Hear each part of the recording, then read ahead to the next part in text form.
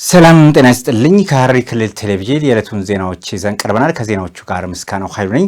ለመላው የእስልምና እምነት ተከታዮች እንኳን ለዚህ ዕለት አደረሳችሁ በማለት ወደ ዕለቱ ዜናዎች አልፋለሁ። በሐረር ከተማ የ1447ኛው ኢድ አል-ፈጥር በዓልን የሶላት ስነ ስርዓት በደማቅ ሁኔታ ተከናውኗል። በስነ ስርዓቱ ላይ ሙስሊሙ ህብረተሰብ አንድነቱን በማጠናከር ለሀገር ሰላምና እድገት የበኩሉን አሻራ ሊያከናውን እንደሚገባም ነው የተገለጸው። ዘገባው የሐምዛ ይሱፍ ነው። አያንቱ አህመድ ታቀርበዋለች። የ1447ኛው ሂጅራ የኢድ አል-ፈጥር በዓል የሰላት ስነ ስርዓት በሐረር ከተማ በኢማም መሐመድ ስቴዲየም እጅግ ደማቅ በሆነ ሁኔታ ተከናውኗል። በስነ ስርዓቱ ላይ በዕለቱ በኡለማዎች በተላለፈ መልእክት ሙስሊሙ ህብረተሰብ አንድነቱን በማጠናከር ለሀገር ሰላምና እድገት የበኩሉን አሻራ ሊያኖር እንደሚገባ ተገልጿል። ረመዳን መልካም ተግባራትን የምንከውንበትና ጥሩ ስነ ምግባርን የምናላብስበት ወር እንደመሆኑ በረመዳን ወር ሲሰሩ የነበሩ በጎ ስራዎች ከወሩ መጠናቀቅ በኋላም ተጠናክረው ሊቀጥሉ እንደሚገባ አሳስበዋል። በተጨማሪም ህብረተሰቡ በበዓሉ ዕለት የተቸገሩትን በመርዳት በማብላትና ያለውን በማካፈል ሁሉም በዓሉን በደስታ እንዲያሳልፍ ጥሪ ተላልፏል። በስነ ስርዓቱ ላይ የሐረሪ ክልል ርዕሰ መስተዳድር አቶ ኦርዲን በድሪን ጨምሮ ከፍተኛ የስራ ኃላፊዎች፣ የሃይማኖት አባቶች ወይም ዑለማዎችና ከከተማውና ከአካባቢው የተውጣጡ በርካታ ምዕመናን ተገኝተዋል። የኢድ አል-ፈጥር በዓልን እርስ በእርስ በመተጋገዝና ልዩ ልዩ ሃይማኖታዊ ስነ ስርዓቶችን በመፈጸም እያከበሩ መሆኑን የሐረር ከተማ ነዋሪዎች ገለጹ። በኢድ ሰላት ስነ ስርዓት የታደሙ ነዋሪዎችም እንደገለጹት ሙስሊሙ ማህበረሰብ በጾም ወቅት ያለውን በመረዳዳት እሴትን አጠናክሮ ሊቀጥል እንደሚገባም ነው የገለጹት። አያንቱ አህመድ በሐረሪ ክልል የ1447ኛው የኢድ አል-ፈጥር በዓል በተለያዩ መንፈሳዊ ስነ ስርዓቶች ተከብሯል። በዓሉ ኢማም መሐመድ ስቴዲየም በብዙ ሺዎች የሚቆጠሩ ምዕመናን፣ የሃይማኖት አባቶችና የመንግስት የስራ ኃላፊዎች በተገኙበት የሰላት ስነ ስርዓት በድምቀት ተከናውኗል። በስነ ስርዓቱ ላይ የታደሙ የከተማዋ ነዋሪዎች ለሐረሪ ብዙሃን መገናኛ ኤጀንሲ በሰጡት አስተያየት በዓሉን ከቤተሰቦቻቸውና ከወዳጅ ዘመዶቻቸው ጋር በሰላም በማሳለፋቸው የተሰማቸውን ጥልቅ ደስታ ገልጸዋል። መላው የእስልምና ተከታዮች እንኳን ለኢድ አል-ፈጥር በሰላም አደረሳችሁ አደረሰን እላለሁ። በዓሉን ያው እንደምታዩ እንግዲህ ድባቡን እኛም ሽክ ብለን ወጥተናል። ያው ህዝቡም እንደምታዩ እንግዲህ ግርግር ላይ ነው። አሁን የኢድ አል-ፈጥርን በዓል ለማክበር ሰላት ልንሰግድ ስቴዲየም እንገኛለን። ለ1447ኛ ኢድ አል-ፈጥር በዓል ለሙስሊሙ ዓለም ላለው ሁሉ እንኳን በሰላም አደረሳችሁ። በዓሉ የሰላም የጋራ የፍቅር የትብብርና በጋራ የምናከብር የተባረከ እንዲሆን እመኛለሁ። ሰላም አለይኩም ወራህመቱላሂ ወበረካቱ። እንኳን ለኢድ አል-ፈጥር 1447 ኢድ አል-ፈጥር አደረሳችሁ። ለመላው ዓለም ላይ ያላችሁ የእስልምና ተከታዮች እንኳን ለኢድ አል-ፈጥር አደረሳችሁ። በጣም ደስ ብሎናል። የዘንድሮ አላህ ያደረሰን በጣም አላህን እናመሰግናለን። ሁላችንም እንኳን አደረሳችሁ። በዓሉ በጣም አሪፍ ነው። ያው ከጎረቤት ጋር ከሁሉም ጋር እያከበርን ነው።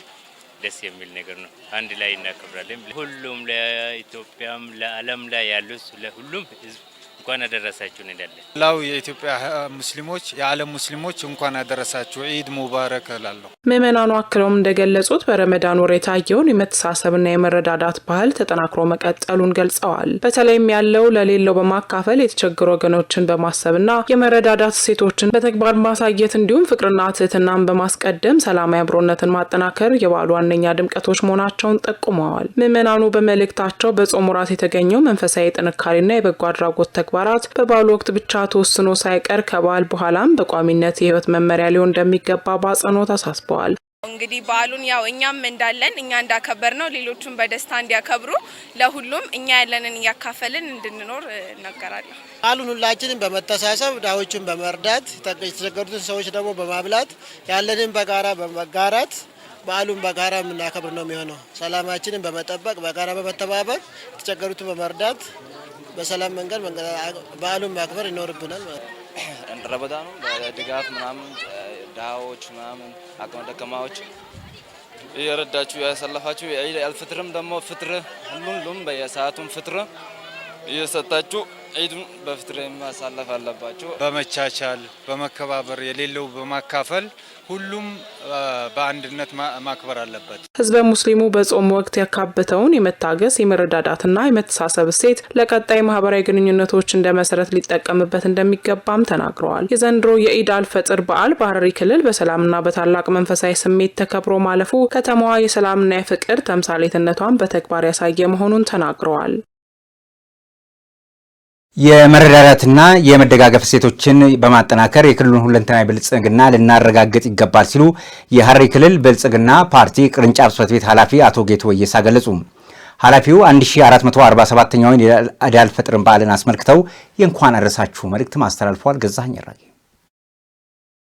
የሐረሪ ክልል ብልጽግና ፓርቲ ቅርንጫፍ ጽሕፈት ቤት ኃላፊ አቶ ጌቱ ወየሳ ለመላው እስልምና እምነት ተከታዮች ለ1447ኛው የኢድ አል-ፈጥር በዓል የእንኳን አደረሳችሁ መልእክት አስተላልፈዋል። ኃላፊው በማህበራዊ ትስስር ገጻቸው ባስተላለፉት መልእክት መላው የክልሉና የሀገሪቱ ሙስሊሞች የረመዳን ጾምን በሰላም አጠናቀው ለኢድ በዓል በመብቃታቸው የተሰማቸውን ደስታ ገልጸዋል። አቶ ጌቱ አክለውም በዓሉ ሲከበር ልክ በጾሙ ወቅት ይደረግ እንደነበረው ሁሉ መረዳዳትና መደጋገፍ ትኩረት ሊሰጠው እንደሚገባ አሳስበዋል። በተለይም ያለው ለሌለው በማጋራት ጎረቤትን በመደገፍና የታመሙትን በመጠየቅ በዓሉን በጋራ ማክበር እንደሚገባ ገልጸዋል። በልማት ረገድ የክልሉ ሕዝብ ከመንግስት ጋር በመሆን የጀመራቸውን ሁለንተናዊ የብልጽግና ስራዎች አጠናክሮ እንዲቀጥል ጥሪ አቅርበዋል። ብልጽግና ፓርቲ በከተማና በገጠር የሕዝቡን ተጠቃሚነት ለማረጋገጥ በፖለቲካ፣ በኢኮኖሚ፣ በማህበራዊ ዘርፎች ትልቅ ግቦችን አቅዶ ውጤት እያስመዘገበ እንደሚገኝ ኃላፊው ጠቁመዋል። በመጨረሻም በዓሉ የፍቅር የአንድነትና የስኬት እንዲሆን መልካም ምኞታቸውን ገልጸዋል። መላው የሐረር ከተማ ነዋሪዎች የኢድ አል-ፈጥር በዓልን በማስመልከት በዓሉ የፍቅር የሰላምና የደስታ እንዲሆን መልካም ምኞታቸውን ገልጸዋል። ነዋሪዎቹ 1447ኛውን የኢድ አል-ፈጥር በዓልን በማስመልከትም ለመላው የሙስሊም ማህበረሰብ የእንኳን አደረሳችሁ መልእክትም አስተላልፏል። ዘገባው የአሚር አህመድ ነው። ገዛኸኝ አራጌ ያቀርበዋል።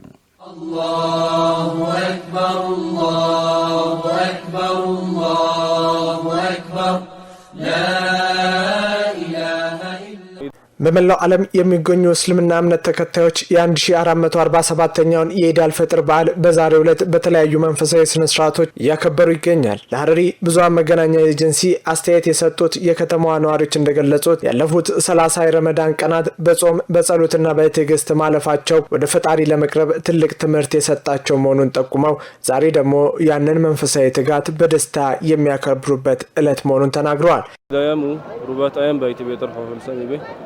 የኢድ ቀን የመሸለም ቀን በማለት ይታወቃል። አላህ ጾሙ ሲለንና በጾም ወቅት አድርጉ የተባልነውን ነገር ማድረግ ሽልማትና ከበሬታን የሚያሰጥበት ቀን ነው። ይህም ስለሆነ የተባልነውን ሁሉ እናደርጋለን። የኢድ ዕለት ስናከብር የኢድ ሰላትን በጋራ በመስገድ ዘመድ በመጠየቅና ካሉን ነገሮች ላይ ለሌሎች በማካፈል መሆን አለበት ብለዋል። በተለይም ጎረቤታሞች እርስ በእርስ በመጠያየቅና በመተጋገዝ ቀኑን በጋራ ማሳለፍ እንደሚገባ አመላክተዋል። ኢድ ባይቲያው ጌይቤ ኢድ ማለት በሐረር እንደሚታወቀው የኢድ ሰላት በመስጂድ በወንድምና በእህቶቻችን በመፈላለግ ጎረቤትን ጋር አብሮ በመሆን ነው። እንኳን አደረሳችሁ በማለት አብረን በጋራ የምናሳልፈው። ረመዳን በመጠናቀቁ የተሰማቸውን ጥልቅ ሐዘን የገለጹት አስተያየት ሰጪዎቹ ለበዓሉ አድርሶ ለዚህ ታላቅ ዕለት ላበቃቸው አምላክ ምስጋና አቅርበው ዕለቱም ልዩነቶች ሳይለያዩን በአንድነትና በፍቅር ዕለቱን ማሳለፍ እንደሚገባ አስረድተዋል። ለ1447ኛው የኢድ አል-ፈጥር በዓል ለመላው የእስልምና እምነት ተከታዮች የሰላምና ደስታ እንዲሆን መልካም ምኞታቸውን አስተላልፈዋል። ረመዳን ይሱምኑ በኸዛል ወህሪዮ ወከም ኸይራቱ ዘሐቀፍኺ ወህሪን ረመዳን ብዙ ኸይራትን የያዘ ወር ነው። በዚህም የሚቀጥለው ዓመት ደግሞ ስንገናኝ እንችላለን ወይ ስንሞት እንችላለን የሚለው ደግሞ ያሳስበናል። እንዲሁም የኢድ ቀን የደስታ ቀን ነው። ሙስሊሞች የደስታ ቀንን እንዲህ እያሳለፉ ለአላህ ምስጋናን በማድረግ ያስጀመረ ጌታ በሰላም ያስፈጸመን ዘንድ እንዲሁም ለቀጣይ ዓመት ያደርሰን ዘንድ ተመስገን በማለት ነው የምናሳልፈው። ተስቲውዞ ያሩቦዛል ተስቲውዞ ያሩቦዛል አላሁ الحمد ወገብ በእንተ ይኹናዛል ኢድ ባይቲ ኢድ ማለት የሰራነውን በኢድ አል-ፈጥር እንገናኛለን። ማድረግ ያለብን ራሱን የቻለ ግዴታዎች አሉ። እኛ በልተን ወንድም እህቶቻችን በረሃብ ላይ ያሉ ከሆነ እሱ ጥሩ አይደለም። ስለዚህ እነሱንም ጎብኝተን ለነሱም የሚያስፈልጋቸውን ሰጥተን ነው በጋራ የምናከብረው። ነዋሪዎቹ በመጨረሻም በዓሉ የእርቅ የሰላምና የተቸገሩትን የመርጃ ዕለት እንዲሆን ጥሪያቸውን አስተላልፈዋል።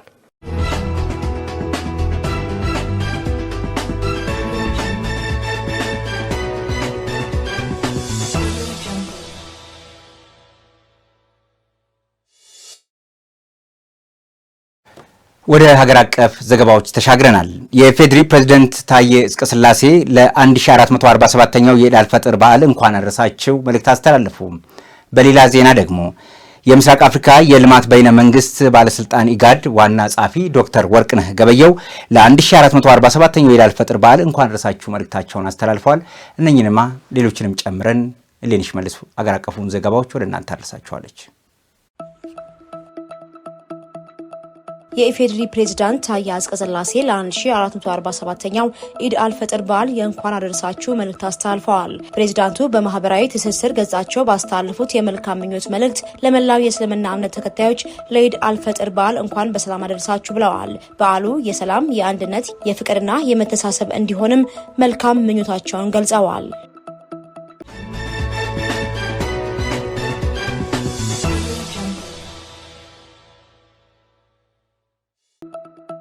የምስራቅ አፍሪካ የልማት በይነ መንግስታት ባለስልጣን ኢጋድ ዋና ጸሐፊ ዶክተር ወርቅነህ ገበየው ለ1447ኛው የኢድ አልፈጥር በዓል የእንኳን አደረሳችሁ መልእክት አስተላልፈዋል። ዋና ጸሐፊው በመላው ዓለምና በቀጠናው ለሚገኙ ሙስሊም ወንድሞችና እህቶች እንኳን አደረሳችሁ ለማለት እወዳለሁ ብለዋል። የእምነቱ ተከታዮች የኢድ በዓልን በጸሎትና በደስታ ለማክበር በሚሰበሰቡበት በዚህ ወቅት የጽናታችን የህብረታችንንና የሰላማችንን ዘላቂ ጥንካሬ በጋራ ልናወሳና ልናስብ ይገባል ሲሉም መግለጻቸውን ይዚያ ዘግበዋል።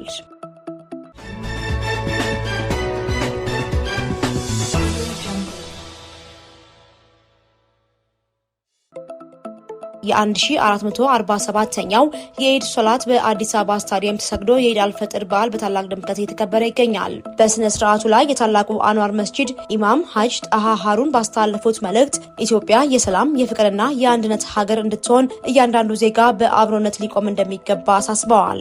ሙስሊሙ ማህበረሰብ በቅዱሱ ረመዳን ያካበታቸውን የትዕግስትና የጽናት እሴቶች ከወሩ መጠናቀቅ በኋላም በተግባር ሊያሳያቸው እንደሚገባ ገልጸዋል። ኢማሙ በመልእክታቸው የተቸገሩ ወገኖችን በመርዳት ድሆች የባህሉ ደስታ ተካፋይ እንዲሆኑ ማድረግ ግዴታ መሆኑንም አሳስበዋል። በተጨማሪም ምዕመናን ከሐሰት ከማጭበርበርና ከበደል በመራቅ በንግድም ሆነ በማህበራዊ ግንኙነት ውስጥ እስላማዊ ታማኝነትን ሊያሳዩ እንደሚገባም ገልጸዋል።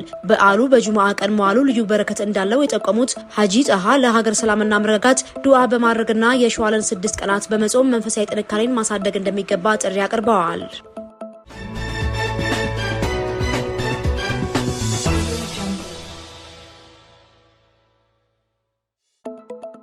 1447ኛው የኢድ አልፈጥር በዓል በእስልምና እምነት ተከታዮች ዘንድ በድምቀት እየተከበረ ይገኛል።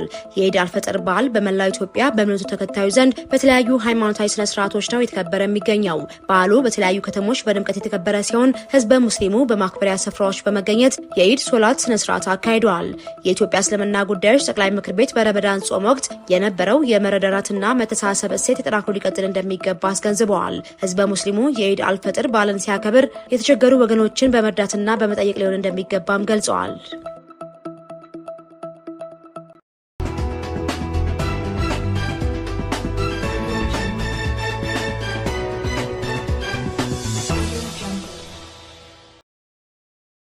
ከውጭ ምንጮች ወዳገኘናቸው ዘገባዎች ተሻግረናል። የአፍሪካ ህብረት ኮሚሽን ሊቀመንበር መሐመድ አሊ ዩሱፍ ለኢድ አልፈጥር በዓል እንኳን አደረሳችሁ መልእክት አስተላልፈዋል። ይህን ቀን በችግር ውስጥ ሆነው የሚያሳልፉትንም አንዘንጋ ሲሉ መልእክታቸውን ልከዋል። ዝርዝር አለን። የአፍሪካ ህብረት ኮሚሽን ሊቀመንበር መሐመድ አሊ ዩሱፍ ለ1447ኛው የኢድ አልፈጥር በዓል የእንኳን አደረሳችሁ መልእክት አስተላልፈዋል። ሊቀመንበሩ በመልእክታቸው በመላው አፍሪካና በዓለም ዙሪያ ለሚገኙ ሙስሊሞች እንኳን አደረሳችሁ ለማለት እወዳለሁ ብለዋል። የረመዳን ወር ማብቂያ የሆነው ይህ የተቀደሰ ወቅት የማሰላሰያ የምስጋናና የመታደስ ጊዜ መሆኑን ገልጸዋል። ይህ በዓል እንደ ግጭት፣ መፈናቀል፣ የኢኮኖሚ አለመረጋጋትና የአየር ንብረት ለውጥ ባሉ ታላላቅ ፈተናዎች ውስጥ በምትገኘው ዓለማችን ውስጥ የርህራሄን የአንድነትንና የልግስናን ዘላቂ እሴቶች ያላቸውን ቁልፍ ሚና እንደሚያስታውስም አመልክተዋል። ኢድ የተስፋ ጥሪም ጭምር ነው ያሉት ሊቀመንበሩ በሀገራትና በማህበረሰቦች መካከል ያለውን ትስስር እንዲጠናከር፣ የተቸገሩትን እንድንረዳ እንዲሁም ለሰላም ለፍትህና ለሰው ልጅ ክብር በድጋሜ ቃላችን የምናድስበት ነው ብለዋል። ከቤተሰቦቻችንና ከምንወዳቸው ጋር ስናከብር ይህንን ቀን በችግር ውስጥ ሆነው የሚያሳልፉትን አንዘንጋ ሲሉ መልእክት አስተላልፈዋል። የኢድ በዓል ፍትሃዊ፣ ሁሉን አሳታፊና ሰላማዊ ዓለም ለመገንባት ለምናደርገው የጋራ ጥረት መነሳሳት የሚፈጥር እንደሚሆን ሙሉ እምነቴ ነው ብለዋል። በነፃ የሰዎችን ቤት የምታጸዳው ፊንላንዳዊት ሴት በሚሊዮን ዩሮዎች እያገኘች እንደሆነ ተነገረ። ታዋቂያ የሶሻል ሚዲያም ይዘት ፈጣሪ አውሪ ካነን የዓለም ቆሻሻ ቤቶችን በነፃ አጸዳለሁ በሚል መሪ ቃል የጀመረችው ስራ ወደ ሚሊዮን ዩሮ የንግድ ኢምፓየር ቀይረዋለች። በ2026 መረጃ መሰረትም አውሪ በዩቲዩብ እና በኢንስታግራም እንዲሁም በቲክቶክ ላይ ባጋራቻቸው ከ25 ሚሊዮን በላይ ተከታዮችን ማፍራት ችላለች። ምንም እንኳን ከባለቤቶቹ ክፍያ ባትቀበልም የምታጋራቸው ቪዲዮዎች የሚያስገኙላትን እይታ ከማስታወቂያና ከጽዳት ዕቃ አምራቾች ጋር በምታደርገው ውል ከፍተኛ ገቢ እያገኘች ትገኛለች። በ2025 የፋይናንስ ዓመት ብቻም ድርጅቷ ከ1 ሚሊዮን ዩሮ በላይ ገቢም አስመዝግቧል። አውሪ የጽዳት ጥበብን ብቻ ሳይሆን በድብርትና በተለያዩ ችግሮች ቤተሰቦቻቸውና ቤቶቻቸው ማጽዳት የተሳናቸው ሰዎችን ታሪክም ጭምር በማጋራት ለተመልካቹ የስነ ልቦና ድጋፍ ትሰጣለችም ተብሏል። ተመልካቾቻችን ከሐረሪ ክልል ቴሌቪዥን ለዕለቱ የነበሩን ዜናዎች የተከታተላችሁትን ይመስል ነበር። ዜናዎቹ ወደ እናንተ በማድረስ በኩል ምስጋናው ኃይሉ አብራችሁ ቆይታ አድርጌያለሁ። ከቀሪዎቹ ሐረሪ ቴሌቪዥን ፕሮግራሞች ጋር ሰናይ ጊዜን እየተመኘው ጤና ይስጥልኝ።